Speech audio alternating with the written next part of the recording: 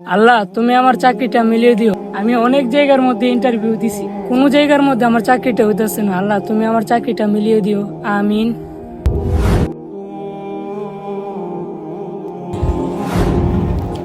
ভাই, আজ আমি সারাদিন ধরে কিছু খাই নাই, আমাকে কিছু টাকা দেন না। ভাই, আমার কাছে যে টাকা ছিল আমি তো মসজিদের দান বাক্সে দান করে দিয়েছি।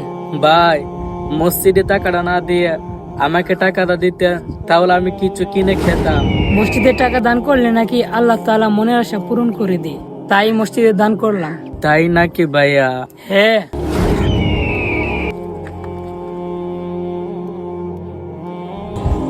আরে, তুমি দান বাক্সের মধ্যে টাকা দান করলে কেন? তোমার না অনেক খিদে লেগেছে? তুমি তো চাইলে এই টাকা দিয়ে একটি বিস্কুট কিনে খেতে পারতে। ভাই, আপনি না বললেন দান বাক্সের মধ্যে টাকা দান করলে আল্লাহ মনের আশা পূরণ করে দেয়? ও আচ্ছা, তোমার মনের ইচ্ছা কি? আমার মনের ইচ্ছা হলো